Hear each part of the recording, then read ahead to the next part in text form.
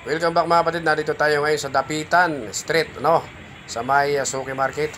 Nakita niyo dito mga display na mga pamasko, yung mga dinidisplay sa Pasko. Katulad nitong isang kumpleto na Mama Mary, O yan, kumpleto sila. Andiyan si Mama Mary at tapos yung dalawang hari, yung tatlong hari mago at yung kanilang camel. Camel ba yan o donkey? Yan lang nakita na ganyan kataas na camel.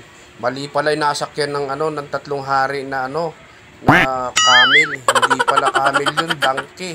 Ang baba Naku naman, mali yung sinasabi yata nila. Bakit dapat ang camel matangkad, parang donkey ata.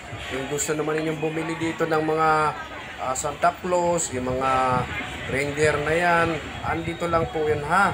Ngayon po ay napakaraming mabibili kayo dito sa Suki Market.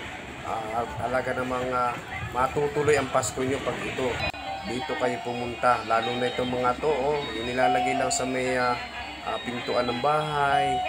Ang ganda yung nasa sa loob ng yung tawag dito ang tawag dyan, ilaw. Yung kanto ng bahay mo medyo ganyan. Bawat kanto ng bahay ganda niyan sa may kansada, sa kansada gilid ng bahay lang lalagay. Ganda.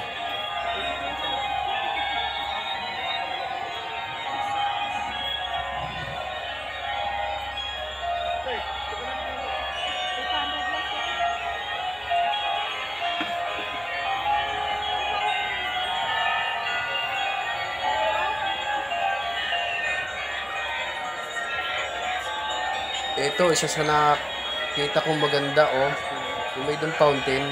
Ganda, At sa halagang 3,000 lang, may maiuwi ka ng ganito, pwede na nga i-display sa bahay. Kailan pa? Now na, bilhin na kayo dito sa Suki Market. Ang dami nyo mapipilian na pan-display sa loob ng bahay. Christmas decor, nandito na pailaw, nandito na lahat halos ngayon. Mataas pa sa inyo na Christmas tree, mabibili mo mga mascot, yan, mabibili mo rito. Christmas mascot,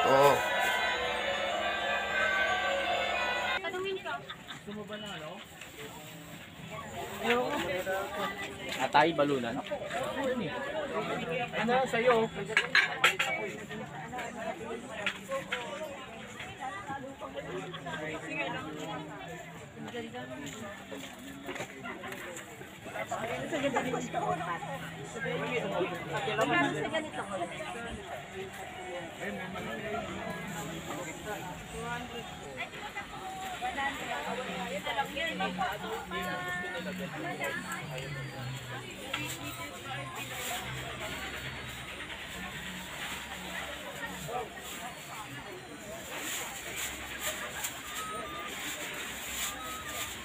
Yes, sir.